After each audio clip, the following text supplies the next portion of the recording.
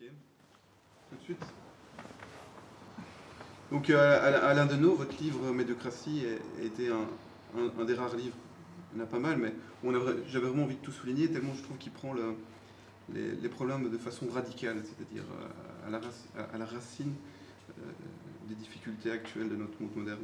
Dans la préface du livre, vous évoquez ces personnages politiques qui se disent de gauche, mais qui ne sont pas trop pour les nationalisations, les réductions du temps de travail ou l'augmentation des impôts sur les entreprises. Et à côté de cela, il y a les libéraux, mais qui reconnaissent quand même les excès du capitalisme. Dans les deux cas, on entretient une réelle confusion, qui est la confusion dans laquelle on est maintenant, c'est-à-dire que tous soutiennent un système capitaliste destructeur, et on ne s'y retrouve plus là-dedans. Oui, ben on est dans un ordre politique qui cherche à abolir l'axe gauche-droite au nom d'un discours non seulement exclusif ou qui tente à devenir exclusif, mais par conséquent excluant et qui se montre intolérant à toute autre proposition que la sienne. Ce discours se résume en quelques points. Plus d'argent pour les actionnaires, plus d'argent pour les multinationales, plus d'accès aux paradis fiscaux, moins de lois protégeant les travailleuses et les travailleurs, moins de services sociaux et de programmes sociaux. Et cette approche est partagée par des autres acteurs politiques qui peuvent porter l'étiquette de gauche ou de droite et qui agissent dans différents pays du monde et qui sont en quelque sorte subordonnés à l'oligarchie. Et ça va de Tsipras à Trump, avec des variantes sur différents enjeux, peut-être de type moraux, ainsi de suite, mais il y aura quand même, d'un point de vue économique, ce programme qui sera adapté et qui se résume par les intérêts que peuvent véhiculer des grands lobbies dans le domaine de l'énergie, de l'agroalimentaire, de la finance. Goldman Sachs étant très certainement un acteur important dans ces activités de lobbying. Et pour donner au fond un sens politique ou un semblant de sens politique à ce programme, on véhicule des idées que j'ai associées à ce que j'ai appelé l'extrême centre. Pourquoi extrême centre? Par rapport aux deux termes de l'expression, c'est qu'à tort, on a associé dans l'histoire l'extrémisme en politique à la position du curseur sur l'axe gauche-droite. Alors que l'extrémisme, au sens moral, renvoie beaucoup plus à une attitude qui consiste à être intolérant à ce qui n'est pas soi. L'extrême centre consiste à être intolérant envers tout ce qui ne s'insère pas dans ce paramétrage finalement très étroit de l'ordre du jour, du programme oligarchique dont j'ai parlé. Pourquoi le centre, maintenant? C'est un centre qui, lui aussi, a peu à voir avec l'axe politique gauche-droite, dans le sens où c'est un centre qui vise moins à se situer sur cet axe qu'à l'abolir, et à présenter une vision des choses comme étant la seule valable. Et l'extrême centre, c'est donc ne tolérer rien d'autre que ce discours-là qui se présente arbitrairement comme étant le centre, comme relevant du centre. Pourquoi le centre? Parce qu'il va se présenter non pas comme étant radical, destructeur, impérialiste et, au fond, violent par bien des aspects, tel qu'il l'est, tel qu'on l'observe, mais il se présente au contraire comme étant pondéré, comme étant pragmatique, comme étant normal, comme étant vrai, comme étant juste, comme étant équilibré, comme étant raisonnable, rationnel, ainsi de suite. Donc toutes ces épithètes et toutes ces, au fond, présomptions, ces revendications, ces qualificatifs, visent à faire passer pour, au fond, coulant de source et, au fond, exclusif du point de vue de la bonne raison et de la bonne conduite de la raison, un discours qui est en réalité extrémiste, violent, cruel, destructeur et aveugle. Et qui se résume aux quelques points que j'ai énoncés: plus d'argent pour l'oligarchie, moins de droits pour ceux qui n'en font pas partie. tout en taisant ce discours, mais aussi en donnant l'illusion qu'il y aurait des oppositions entre des personnages politiques différents, mais qui sont toujours à la même école. Là-dedans, Mais de moins en moins. de moins en moins. Parce qu'on voit par exemple, prenons deux pays qui font référence, à tort ou à raison, la France et l'Allemagne en Europe. En Allemagne, on a une coalition depuis des années qui réunit ce qu'on appelle, sans rire, mais on devrait, la gauche et la droite, mais qui ont à peu près le même programme, quoi. Et en France, on a une convergence évidente entre tous les libéraux qui prétendent appartenir à des partis de gouvernement. Il faut être bigrement raffiné pour voir une différence aujourd'hui entre un social-libéral du Parti socialiste et un gaulliste social du Parti LR. Et donc, de plus en plus, ce qu'on tente à faire valoir, c'est un discours de nécessité, exclusif et excluant. Disons, on n'a pas le choix. C'est aussi vrai que la loi de la gravité. Il y a des choses qu'il faut avoir le courage de reconnaître comme étant vraies. Et ce qui était vrai, c'est le programme oligarchique présenté comme étant nécessaire, pragmatique, pondéré, normal, rationnel. Alors, dans votre ouvrage Médiocratie, vous parlez de résister au terme. Dans ce sens, est-ce que ça a encore une signification ou une fonction de parler de droite-gauche? Là, j'avais envie de citer un auteur espagnol, José Ortega y Gasset, qui disait être de gauche ou être de droite, c'est choisir une des innombrables manières qui s'offrent à l'homme d'être un imbécile. Toutes deux, en effet, sont des formes d'hémiplégie morale. Est-ce que ce n'est pas le meilleur subterfuge du pouvoir d'encore nous faire croire qu'il y a une droite et une gauche? Effectivement, on est entré dans une phase spectaculaire de ce discours politique, mais dont on voit que les acteurs eux-mêmes n'arrivent plus tout à fait à faire semblant de croire en une substance qui permettrait de se définir dans un camp ou dans l'autre. Bon, je pense que l'avènement d'une figure qui séduit aujourd'hui en France, qui serait celle d'Emmanuel Macron, en dit long, quoi, sur cette espèce de... Non pas... sur cette réarticulation de l'axe. En suppression de l'axe gauche-droite au profit d'un discours extrémiste de centre qui, à son tour, donne lieu à une nouvelle alternance entre finalement des discours très très violents et des discours un peu policiers, mais qui consistent à faire valoir la même politique. Bon, à peu près. En tout cas, en ce qui concerne les enjeux socio-économiques. Cela dit, si on définit rigoureusement et intensément les termes et qu'on leur donne un sens qui ne soit pas celui du spectacle, il y a encore une pertinence indéniable au fait de penser la gauche et la droite. Mais encore faut-il engager les discours sur la base d'une dialectique fondée et sérieuse. Partons d'un phénomène qui est presque anthropologique. On ne peut pas ne pas instituer le lien social. Que vous soyez une bande d'anarchistes qui cherchent à rompre avec la société, à s'organiser d'une manière plébéienne en marge de la cité, que vous soyez pour le vivre ensemble sur un mode multiple, quelle que soit la vision qu'on a des choses, il faut penser un jour ou l'autre une façon d'instituer le lien social. Comment on s'organise, selon quelles règles, selon quel code, selon quel vocabulaire. Comment on s'entend ensemble sur des modalités par lesquelles nous allons organiser la vie, l'entraide, la solidarité ou éventuellement la concurrence, la lutte et la compétition, selon qu'on soit, disons, plus socialisant ou plus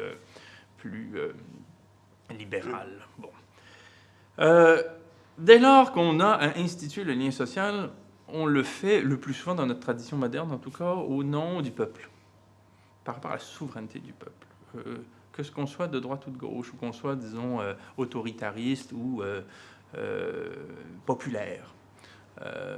On comprendra, on conviendra du fait que c'est au nom d'un intérêt général qu'un Léviathan s'érigera pour mettre fin aux guerres civiles en faisant peur à tout le monde. Ou c'est au nom d'un intérêt souverain général qu'on établira un contrat social qui jettera les bases d'une discussion et délibération publique qui a à se faire la vie durant, quoi. Bon. Mais c'est toujours au nom d'un démos, quoi, que s'instaure la politique et c'est que s'institue le lien social. Bon, les problèmes commencent là entre la gauche et la droite. Parce que, à partir de ce moment-là, on doit convenir du fait que le peuple est nulle part. On a beau dire que c'est au nom du peuple, du démos, du socius, que se trouve légitimée une institution publique. Ce peuple-là n'est jamais donné une fois pour toutes. Et des penseurs aussi différents que Pierre-Rosan Vallon et Jacques Rancière en parleront. Ce peuple-là, il doit toujours être médiatisé culturellement. Il doit toujours être construit par un effort de l'esprit. On ne sait pas bien le définir, vous pouvez vous en parler dans le livre. Il n'est jamais défini convenablement. Et la politique commence là. À savoir que jamais on en sera quitte avec cette question-là, parce que jamais on en viendra à bout d'une définition problématique du peuple et de la façon qu'il a de légitimer une politique. Et c'est pour ça qu'il y a débat. Il y a débat parce qu'il y a débat sur ce qui nous est commun. Il y a débat sur le fait qu'il y a jamais une sorte de façon précise, juste scientifique et absolue de définir ce qui est en partage. Il y a toujours un débat sur la légitimité et la définition de ce qui nous est commun en tant que cela fonde le lien social. L'idée, c'est que du moment qu'on comprend que le débat se situe là, savoir comment on légitime une politique, comment on légitime des institutions, comment on organise le vivre ensemble, comment on convient de ce qui est déjà donné en partage dans une collectivité, c'est-à-dire le travail, la langue, l'air, l'eau, la science, la culture, la connaissance, tout ça existe en partage dans une communauté. Personne, malgré ensuite des dispositions juridiques et politiques pour établir des faits de propriété, je veux dire, il y a quelque chose d'indéniablement commun là en jeu. Et donc être de gauche, c'est chercher à traduire et médiatiser ce qui relève du partage, de ce qui est commun à tous, en étant au plus près de ces réalités-là. C'est-à-dire en convenant du fait que ce qui relève de la souveraineté populaire, du bien commun, de la chose publique, doit être médiatisé par des efforts de l'esprit, de l'entendement, par des articulations symboliques, par des concepts. Et que malgré l'écart irréductible qu'il y aura toujours entre une sorte de réalité au fond difficile à traduire et l'effort de traduction qui doit y mener, il y a une volonté de coller au plus près. Alors qu'un discours de droite constitue en une façon de faire valoir des intérêts particuliers au titre de ce qui est général. Donc, plutôt que de chercher au plus près de coller à ce qui serait de l'ordre du bien commun, de la chose publique, de la démocratie au sens d'une volonté de faire en sorte que ce soit la délibération populaire qui mène à des décisions, au fond, on profite du fait qu'il y ait une faille dans ce processus de médiatisation-là. On profite du fait qu'il y a un écart irréductible entre la réalité, la chose même du peuple et sa traduction politique, pour faire passer pour quelque chose relevant de l'intérêt général et du bien commun, un discours qui est en réalité motivé par des intérêts privés. Donc on va dire, l'intérêt pour la population, c'est de l'outiller pour qu'elle soit capable de se rendre intéressante sur le marché du travail. Ça, on va déguiser cela comme étant de l'ordre d'un intérêt commun, alors qu'il s'agit de satisfaire... C'est un discours de droite qui se maquille avec des idées d'intérêt général. Donc... Exactement, et c'est tout le problème des droits de l'homme, de la démocratie libérale, et ainsi de suite. Donc, on a en quelque sorte fait passer des discours d'intérêt commun, des positions qui étaient en fait soit oligarchiques, soit bourgeoises, selon les époques, on pourrait les qualifier autrement.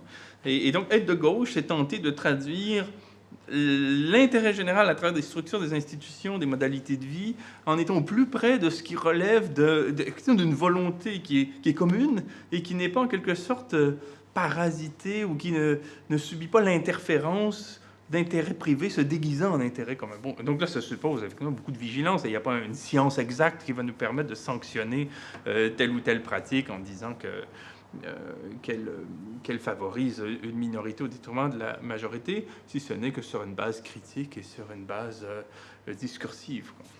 Et dans ce spectacle, justement, on a les Swiss Leagues, Lux Leagues, Football Leagues, maintenant en France, on a Fillon, en Belgique, on a Publifil, l'intercommunal. C'est toujours des condamnations qui sont soi-disant les derniers scandales qui vont tout faire changer, mais on n'attaque jamais le régime, le système même qui crée ça. Et là, de nouveau, on est aussi dans un spectacle où on ne parle pas de cette politique qui a permis aux gens de satisfaire leurs intérêts privés. On ne le fait pas, mais on le fait peut-être faire. Je ne mélangerai pas tout, dans le sens où les révélations auxquelles on a eu droit ces dernières années sur le système offshore, sur les législations de complaisance, sur ce que rendent possible les paradis fiscaux, c'est-à-dire ces États artificiels qui permettent d'une manière factice à des ayants droit, à des bénéficiaires, de transférer des bénéfices dans ces législations où le taux d'imposition avoisine 0 pour éviter de payer des impôts là où ils sont vraiment, et donc éviter de payer leur dû, et donc contribuer à cette chose qui est la cagnotte collective par laquelle on se finance communément des biens et des services qu'on ne serait pas capable de se payer seul. En plus de se donner des institutions qui, d'une manière plus spirituelle et conceptuelle, traduisent le fait d'un partage indéniable qui est le fait de la vie en société. Ce phénomène-là me semble différent de ce qui survient en France avec François Fillon. Ce qui ne veut pas dire que ce n'est pas intéressant d'en parler, mais avec François Fillon, là, ce qu'on a, c'est finalement la dénonciation d'un Tartuffe. Dans un contexte électoral précis, ce qui est de bonne loi, mais qui renvoie à autre chose. Ce que j'aime de la question des paradis fiscaux, ça l'a dit, et de la lutte aux paradis fiscaux, c'est qu'elle permet de susciter un questionnement qu'il est difficile de porter tel quel. C'est-à-dire que si vous luttez contre les paradis fiscaux, vous savez, en faisant des discours publics, en intervenant dans les médias, en posant des questions, que vous avez là, en cette cause, un cheval de Troie. Pourquoi? Parce que la question des paradis fiscaux suscite un questionnement qu'on arrive mal à faire valoir immédiatement, directement, dans le débat public aujourd'hui pour toutes sortes de raisons historiques. Si vous arrivez sur un plateau de télé, ou dans un lycée, ou même dans une assemblée syndicale, et que vous brandissez du camarade et que vous donnez des mots d'ordre de type communiste sur la socialisation de tout, et vous paraîtrez soit comme un fou ou comme un nostalgique. Et dès qu'on véhicule ces questions-là aujourd'hui, on sent qu'on est sur la touche. La question des paradis fiscaux, par contre, motive des questions de ce type chez les interlocuteurs et les interlocutrices. Parce que du moment qu'on en parle, c'est comme si on donnait la chiquenaude nécessaire pour que tout le jeu de domino s'écroule. On arrive par un autre angle aussi. Oui, et qui semble être technique, qui semble être spécifique, qui semble être isolé, alors qu'au contraire, du moment qu'on l'aborde, on met en lumière le caractère dysfonctionnel du capitalisme contemporain. Et quelle question posera-t-on? Dès lors qu'on dit, vous savez, la moitié des flux financiers mondiaux transitent par des États qui, de fait, n'ont aucun droit, ne prévoient aucune loi pour encadrer le monde des affaires. Le fait de la propriété privée, par exemple, dans lesquels il n'y a pas d'impôts, dans lesquels il n'y a à peu près pas de gouvernement, pour ainsi dire. Ce sont des gouvernements fantoches. Bon, la moitié des transactions financières mondiales passent par eux. X% de la fortune de votre pays se trouve enregistrée dans ces législations où il n'y a pas d'employés quant à ces structures qu'on y crée. Bon, ainsi de suite. Quand vous déballez la grande affaire, automatiquement, les questions qui s'en suivront sera pourquoi on l'a rendu possible? Qui le fait? Où va cet argent? Qu'est-ce qui nous en coûte? Qu'est-ce que font les gouvernements? D'où viennent-ils? Pourquoi le tolèrent-ils? Comment se fait-il que tel ministre l'a permis alors qu'il est censé l'empêcher? Et ce qui est intéressant avec la question des paradis fiscaux, c'est qu'elle déclenche une série de questionnements qui, si on a le courage de les mener à terme, ce que de plus en plus de gens ont, nous amènent à constater l'échec du régime oligarchique et idéologique actuel. Et on le suscite, plutôt que d'arriver soi-même avec un discours de matamor qui risque de braquer les gens plutôt que de les mettre en confiance pour se mettre à réfléchir autrement. Vous dites néanmoins dans votre livre Médiocratie donc, que le 28 novembre 2012, un journal canadien fait état de la commande historique que vient de recevoir le groupe Bombardier pour des appareils destinés principalement à des milliardaires. Et là, je vous cite, vous dites « Pourquoi personne, absolument personne, ne se formalise du symptôme que représente cette commande ? Elle trahit le fait que des dépenses excessives au sein des multinationales et de la grande classe des grands fortunés, alors même que les États font subir année après année des régimes de rigueur budgétaire. Oui. Est-ce que vous pensez, parce que là, ce que vous disiez avant, il y avait de l'espoir que les gens comprennent et que ça bouge, est-ce que vous pensez que les gens ne se formalisent plus ou qu'ils n'ont pas de canaux médiatiques où ils pourraient faire part de leur indignation? Oui, ben les deux choses vont de pair. Vraiment, je vous suis absolument dans votre raisonnement. Hein. C'est-à-dire que, partons de ce qu'est l'idéologie. Je me réfère au livre formidable d'Isabelle Garot, L'idéologie ou la pensée embarquée, un petit livre récent sur la question de l'idéologie, où elle nous rappelle en gros que, pour vraiment, l'idéologie est le discours des puissants. Je l'ai résumé en disant que c'est le mortier sémantique qui fait tenir dans nos têtes l'agencement institutionnel d'intérêts, relevant de grands intérêts. Et en fait, le discours idéologique qui consiste à habiter nos cerveaux et à entretenir l'activité de nos esprits vise à 4 ou 5 choses. Déjà, cadrer la perspective qu'on a sur le monde, lui donner un cadre, comme au cinéma, comme à la télévision, quand on cadre pour avoir un gros plan ou un plan large, ou regarder ici plutôt qu'ailleurs, on cadre. L'idéologie cadre. Elle donne aussi une perspective où il y aura en jeu une certaine conception des causes et des effets, des suites. Bon, on va penser d'une manière, en enchaînant les choses, là, mentalement, d'une manière cadrée et dans une perspective donnée. Ensuite, on va raboter les inégalités. On va lisser tout, on va lisser toutes les contradictions. Tout ce qui pourrait nous choquer va être présenté comme si elles allaient de pair. On va dire, c'est quand même trop injuste que les fonctionnaires gagnent plus que les employés dans le privé, alors on va couper les fonctionnaires. Bon, on va toujours trouver une façon d'articuler les choses pour gommer des contradictions et gommer aussi des faits de tension dans l'espace social. Ensuite, on va naturaliser. C'est le TINA, there is no alternative. C'est l'extrême centre dont je parlais tout à l'heure. On va présenter les choses comme étant nécessaires du point de vue de l'entendement et même du point de vue de la nature. On va naturaliser le discours, on va le rendre obligatoire. Il faut savoir se vendre, il faut être compétitif, il faut. On va mettre dans la tête des gens un certain nombre d'impératifs, ainsi de suite. C'est ça l'idéologie. L'idéologie cadre, elle formate, elle rend naturel un certain nombre de propositions intéressées et relevant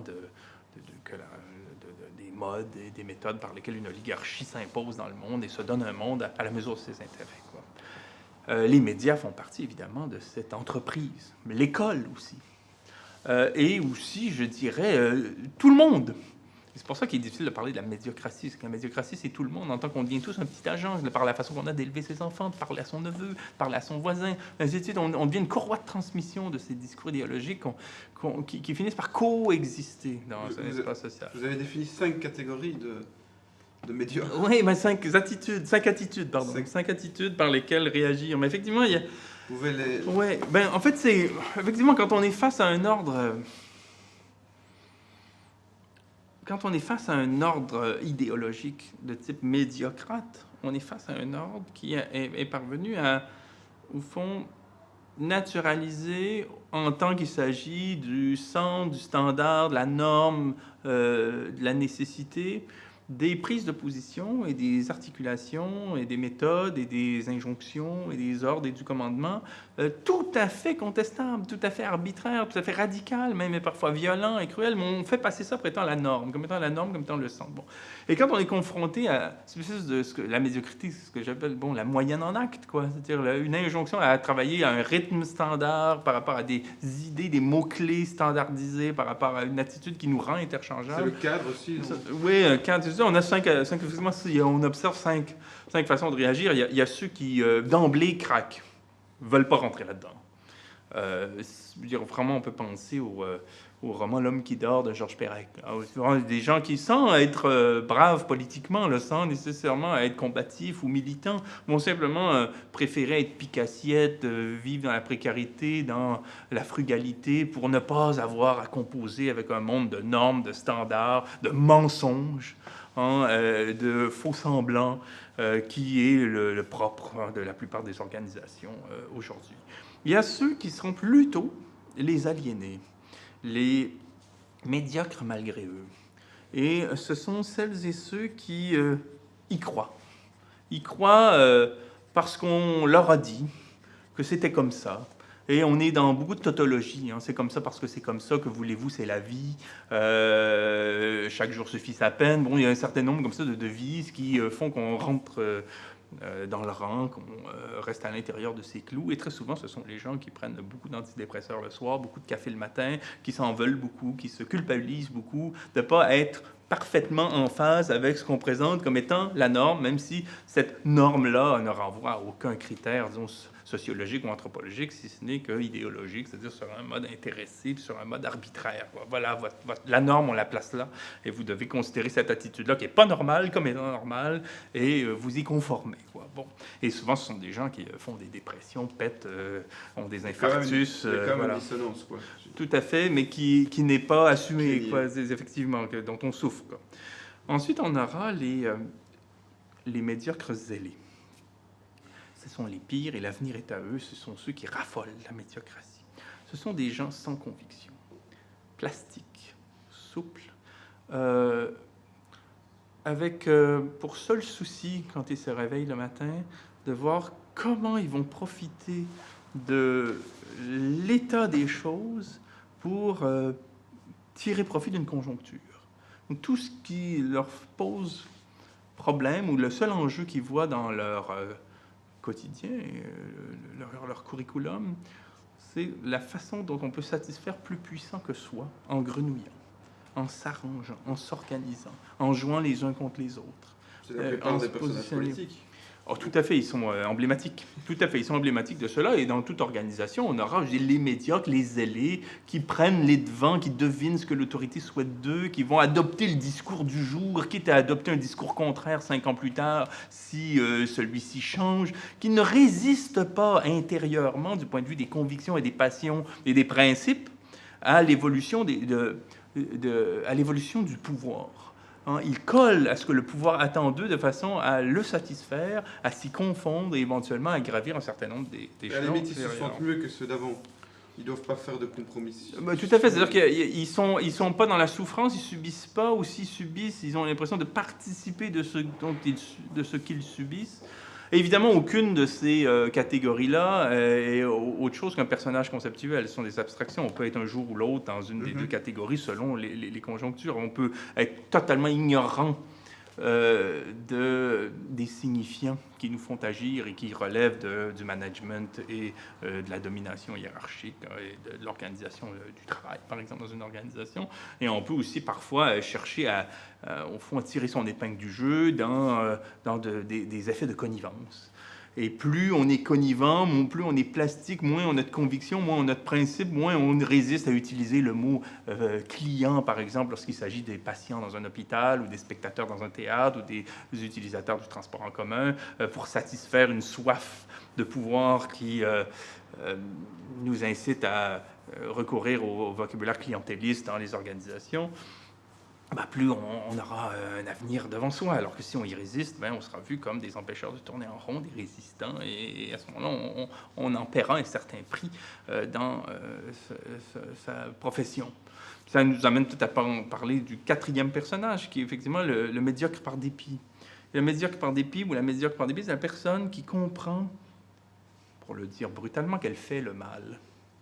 Que son travail, par exemple dans le domaine pharmaceutique, dans le domaine commercial, dans le domaine financier, dans le domaine aussi des sociétés publiques qui sont de plus en plus gérées comme des sociétés privées, dans le domaine de l'éducation, qui comprend que ce que l'on fait faire aux subordonnés est mal, que ce n'est pas conforme à un certain nombre de principes et de convictions qu'on peut faire sien, si on a lu, si on a réfléchi, si on a à cœur l'intérêt général et un certain nombre d'enjeux qui échappent aux intérêts particuliers d'une organisation.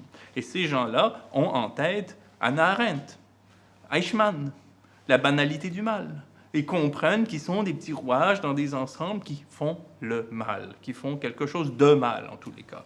Et à la banalité du mal dont on est conscient, et c'est ce qui amène souvent les uns et les autres à s'engager dans un syndicat, à résister dans les réunions, à être un petit peu le poil à gratter d'une organisation, à la banalité du mal s'ajoute le mal de la banalité, c'est-à-dire que le poids du quotidien finit par être écrasant et par expliquer qu'une telle prend une retraite anticipée, que l'autre est en congé maladie, et que quelqu'un préfère démissionner, ou s'engager dans un syndicat jusqu'à ce qu'on découvre que le syndicat est aussi médiocrate que l'entreprise elle-même. Enfin, il y a et ce sont les gens, moi je trouve, qui attirent le plus ma sympathie. Je dirais même que s'il y avait une motivation d'écrire médiocratie, c'était pour cette catégorie d'acteurs et d'actrices sociaux. Et la cinquième catégorie, c'est ceux qui les têtes brûlées, quoi. C'est ceux qui dénoncent, qui parlent sans aucun attachement, de quelque façon que ce soit, pour les formes d'avancée sociale. C'est-à-dire que par profession de foi, on noue une forme d'obédience à la vie de l'esprit pour elle-même, à la pensée pour elle-même. C'est une pure critique désintéressée. Et on peut finir comme Noam Chomsky ou Edward Said comme professeur, en ayant ce genre de dignité, en faisant preuve de ce genre de dignité, en cultivant ce genre de conviction et ce genre d'autonomie intellectuelle. Mais on peut aussi finir comme Gramsci en prison ou comme Rosa Luxembourg dans le fond de l'eau. Et c'est comme si, au fond, ce qu'il advient de soi en parlant arrive de surcroît lorsqu'on adopte cette position-là, qui est de dire coûte que coûte ce qui nous semble devoir être dit. Et ça, ce sont ceux qui résistent, mais politiquement, à la médiocrité. Pas tout à fait en faisant le dos rond, comme ceux de la première catégorie, qui étaient, au fond, les cassés, comme dirait Pierre Lefebvre au Québec, mais comme étant, au fond, plutôt les engagés, mais les engagés désespérés, très souvent, les têtes brûlées même. J'ai pas peur, puisque j'ai plutôt tendance à m'identifier à cette catégorie-là, de faire preuve aussi d'autodérision, parce qu'assez vite on finit aussi sur un plateau, puis on remplit un office social qui est d'être le marginal, quoi, et on est vite récupéré par le spectacle aussi. C'est ceux qui y croient un peu sans y croire. Qui en tout cas, ne voudront pas se décevoir eux-mêmes par rapport à un lien d'intégrité qui les noue à la parole et à la pensée. Il n'est pas vrai qu'on va prendre des libertés par rapport à la rigueur qu'exige la pensée, au fond, comme autorité, presque comme institution. Et il n'est pas vrai qu'à un moment donné, on va dire que quelqu'un qui va au théâtre est un client. C'est pas vrai, on le refuse. Et on va refuser aussi de cesser de citer Rosa Luxembourg parce qu'on est dans une université qui n'aime pas trop qu'on aborde ces questions-là, mais on va plutôt citer la Banque mondiale qui s'intéresse à la gouvernance parce que c'est comme ça qu'on va avancer dans sa carrière. Non, on refuse. Et parce qu'on refuse, on sait qu'on se ferme des portes. Et on sait qu'on s'expose à un grand nombre de refoulements, au sens même pratiquement physique, là, où on nous refoule physiquement dans un certain nombre de lieux de pouvoir ou d'institutions. Et très souvent, on constate, aujourd'hui, dans le domaine de la culture, dans le domaine des médias, dans le domaine de la recherche scientifique, que celles et ceux qui ont le plus à cœur ces institutions-là sont précisément ceux que l'on refoule. Parce qu'on ne veut pas de gens convaincus à l'intérieur d'un régime, on veut des gens qui collaborent. On veut des gens qui collaborent avec le pouvoir, on veut des médiocres, qui ne sont pas totalement des incompétents, des incapables, des nuls, qui sont incapables de rien, qui sont capables de forme, qui sont capables de sauver, au fond, les apparences, mais qui ne sont surtout pas des révolutionnaires, qui ont des principes à défendre, des convictions à défendre et qui veulent faire avancer un certain nombre de causes. On veut les gens entre les deux, des médiocres, qui sont tièdes, beiges, mous, et qui, au fond, assurent l'intendance de quelque chose qui est là pour satisfaire des puissants, parce que c'est comme ça qu'on se maintient en position. Oui, donc vous parlez longuement de l'université, de cette usine à savoir, un savoir mou comme ça, qui ne modifie pas les lignes, qui ne sort pas du cadre. C'est marrant qu'on regarde l'étymologie du mot penser. Ils disent que penser a probablement apparu du latin populaire et a été créé à partir d'une analogie qui vient de peser des idées. Dans un monde où les médias ont une telle importance, où l'université et l'école, où on nous donne toujours les mêmes idées, où dans les classes il faut des écrans tactiles, où on ne peut pas résister au progrès, on a très très très peu d'occasions de peser des idées différentes et de choisir. Oui, peut-être qu'effectivement on pourrait faire fi de cette association d'idées et non plus parler de pensée à l'université, mais de priser. Au fond, aujourd'hui, à l'université, on prise. C'est-à-dire qu'on donne des prix aux idées. Et il y en a qu'on prend, il y en a qu'on ne prend pas, selon leur prix. Et leur prix est attribué par des gens qui sont sensibles à cette question de la valeur, mais eu égard à des enjeux de marché. Alors, quel concept, au sens presque publicitaire, quelle notion aura un prix dans une organisation du réel social qui satisfasse des oligarques? On a beaucoup d'indices qui vont dans ce sens. On incite beaucoup les professeurs d'université aujourd'hui à... On incite, d'une manière plus ou moins subtile, mais parfois subtile, on incite les professeurs à développer leur champ de recherche, leurs notions, leurs objectifs en fonction des attentes des bailleurs de fonds. On est presque dans un rapport ouvertement clientéliste, là, où il s'agit de vendre des résultats de recherche à des bailleurs de fonds. Une incitation qui est faite. Si vous ne développez pas un produit qu'achètera un bailleur de fonds, à ce moment-là, vous vous excluez de l'institution. Et donc là, il s'agit de moins en moins de penser les idées en fonction qu'on les pèse et on les sous-pèse, mais de penser les idées en fonction qu'on les prise ou pas. Donc on leur donne un prix ou pas.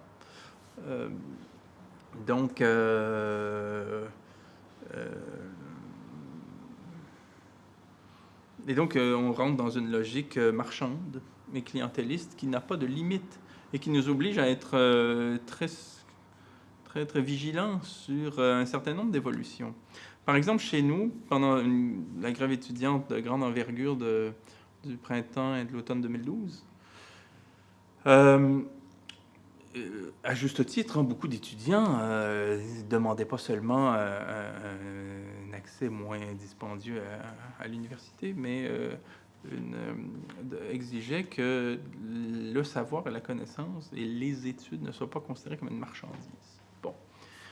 Qu'on ne limite pas le fait d'aller à l'université à un investissement financier.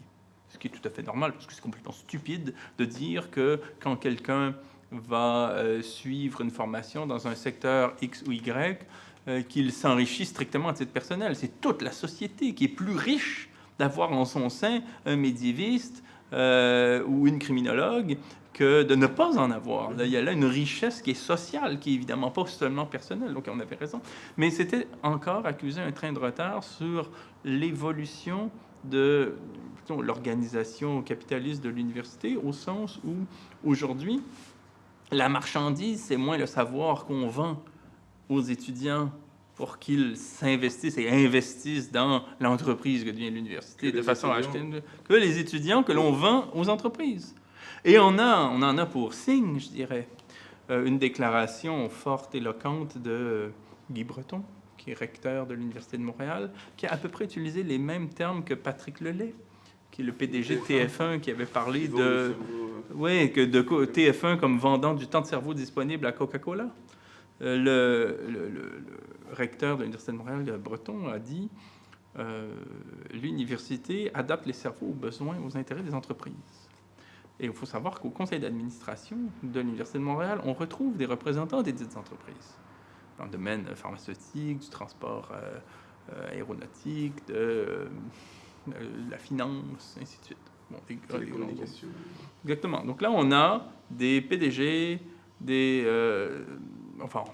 on a à l'université des conseils d'administration qui est administré par des représentants de la grande entreprise, au fond de l'oligarchie, quoi. Veut dire en gros l'exécutif des États qui finance l'université, la grande industrie et la haute finance, qui s'assurent qu'on forme un personnel éventuel pour leurs diverses entités et qu'on élimine le plus possible toute production de discours qui pourrait nuire au fonctionnement du régime.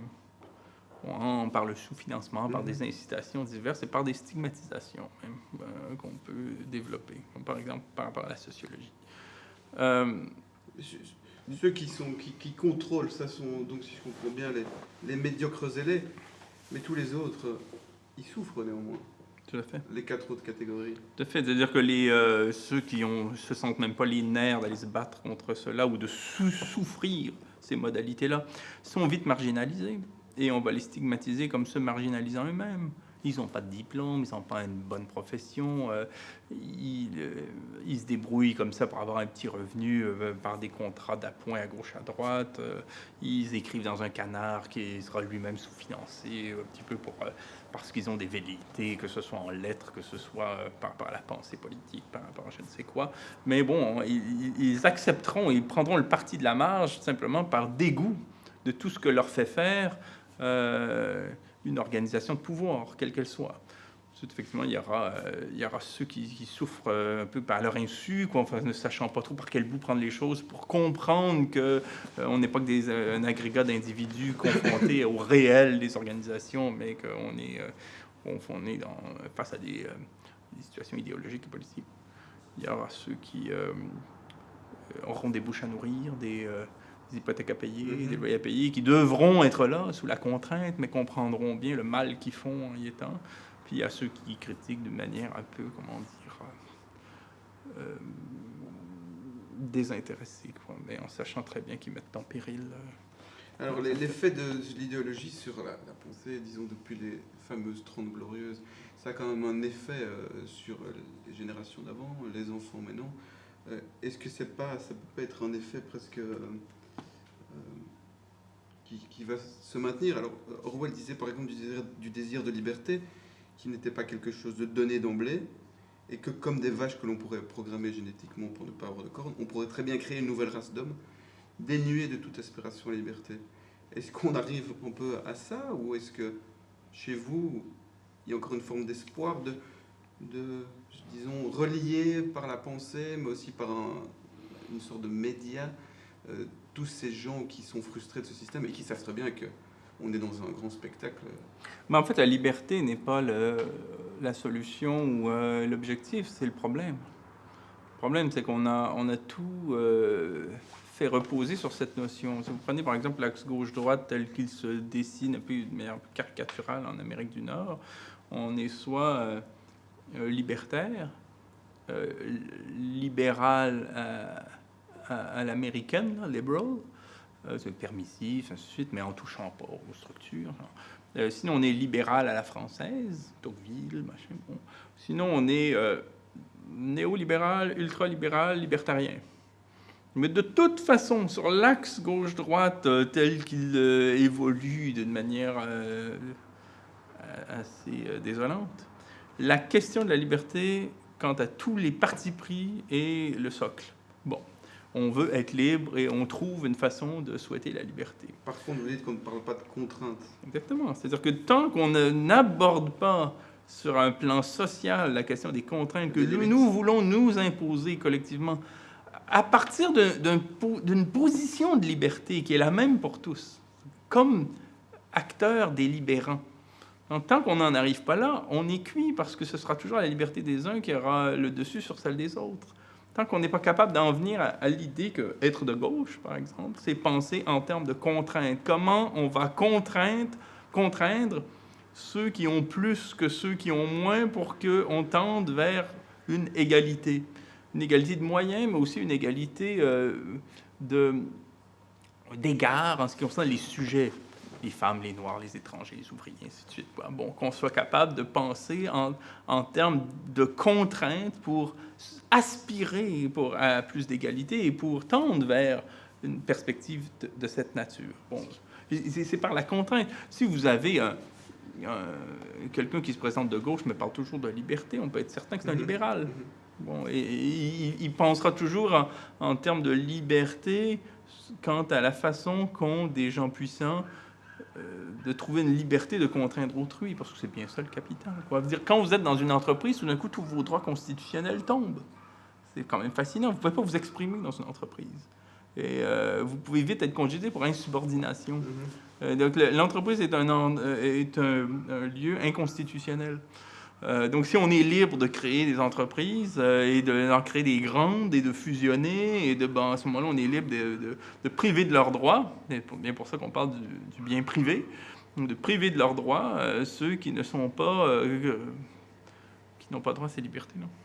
Mais dans cette nécessité des contraintes, il y a aussi une entente transclasse. Hein. On sait que les classes moyennes et indigentes vont souvent se battre pour dire contre l'impôt, de la même manière que les classes les plus nantis vont faire la même chose. Il y a une forme d'entente due au fait qu'on ne présente pas bien les choses, évidemment. Mais c'est pour ça, c'est là où on voit comment mettre des contraintes. Mais oui, en effet, d'une part, puis c'est là où on voit, c'est là aussi qu'on voit à quel point tout nécessite d'être repensé. Là. On ne peut pas être simplement dans une sorte d'évolution politique où on amende, on bricole. Pourquoi? Parce que à ce stade de l'évolution du droit et de l'activité des législateurs, le moindre droit auquel on est attaché est celui-là même qui permet à une multinationale d'être hégémonique. Dans les termes même du droit, ce seront les mêmes clauses, les mêmes articles, les mêmes fondements, les mêmes doctrines. Et comme on est attaché à nos droits, j'aurais envie de dire nos petits droits, on se trouve de ce fait à défendre ceux des grands. Et c'est là où il faut cesser de penser en termes de liberté, en ne tenant plus compte des échelles, mais de réfléchir sur le plan des contraintes pour se demander quelle contrainte nous rend libres. C'est en s'administrant quelles contraintes que les membres d'une communauté arrivent à leur liberté. Denis Robert Dufour parle à ce niveau-là de mettre une limite, ou en tout cas empêcher ce qu'il appelle pléonexie, c'est-à-dire le désir de vouloir toujours plus. Parce que la société productiviste fonctionne à ça aussi. Les gens sont frustrés, les 4 catégories de médiocres sont frustrés, elles soulagent d'une certaine manière, on le fait un peu tous, hein, notre frustration par certaines formes de distraction, un consumérisme qui en même temps nourrit le système et la médiocrité. C'est parfois un cercle vicieux, on ne sait pas trop par où attaquer. Alors, je citais Denis Robert Dufour, mais lui, dans un dernier livre, il disait « La situation désespérée du présent me remplit d'espoir. » Paradoxalement. Il y a quand même une forme d'espoir qui émerge dans... On se demande, comme vous parlez tout à l'heure, c'est un château de cartes, il suffit de faire ça pour que tout tombe. Oui, je cite Denis Robert Dufour dans mon dernier livre, « De quoi Total est-elle la somme ?» dans la conclusion sur la question du totalitarisme pervers. Je m'intéresse au fait qu'une firme s'appelle Total. Au XXe siècle, c'est quand même pas banal.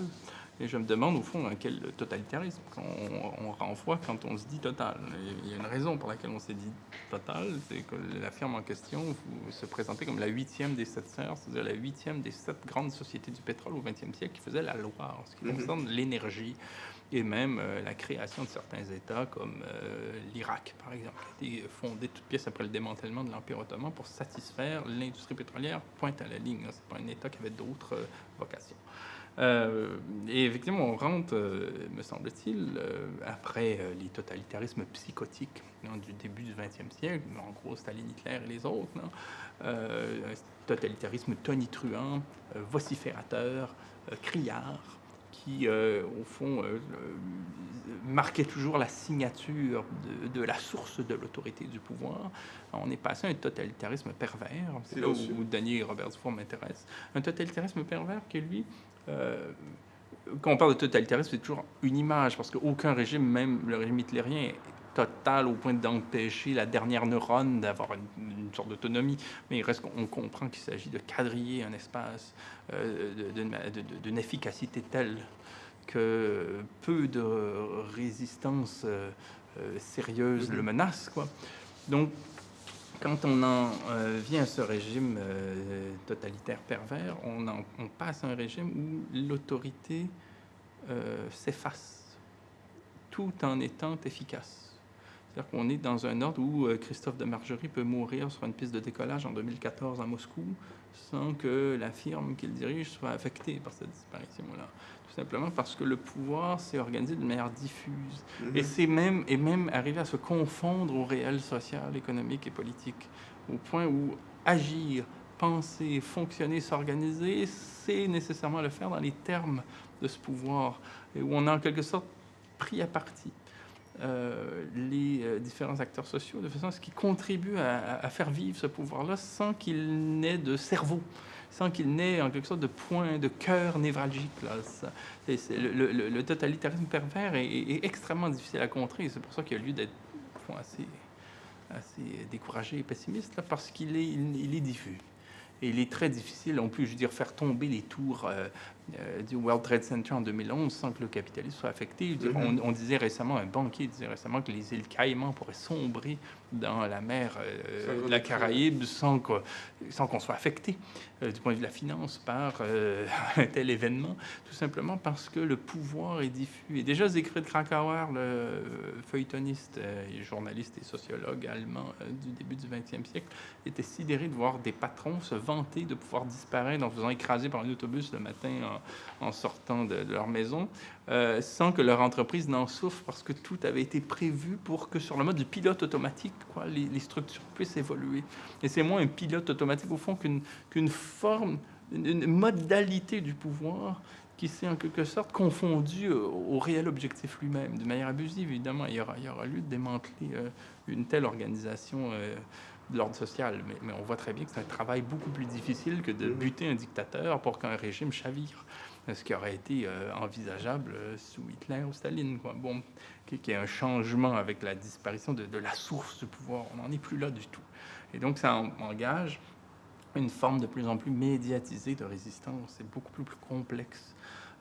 Mais c'est là où on écrit. Puis quand on écrit, ben forcément, on est à la fois découragé et plein d'espoir. Découragé parce que c'est par cette médiation-là qu'on arrive à avancer vers une solution.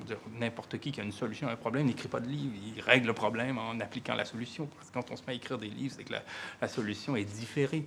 Donc on diffère le moment d'appliquer une solution parce qu'on ne l'a pas, mais en même temps on écrit parce qu'on pense que par cet effort-là différentiel, et différé, c'est pour ne pas parler de la différence d'Héridienne avec un là, on en vient à un moment donné à quelque chose qui peut remplir l'office d'une solution à tel moment, à tel endroit, quoi. Mais c'est sur une base médiée, dans une perspective médiée, étant donné que effectivement, il y a énormément de problèmes qui se posent à nous aujourd'hui sans qu'on en ait la solution.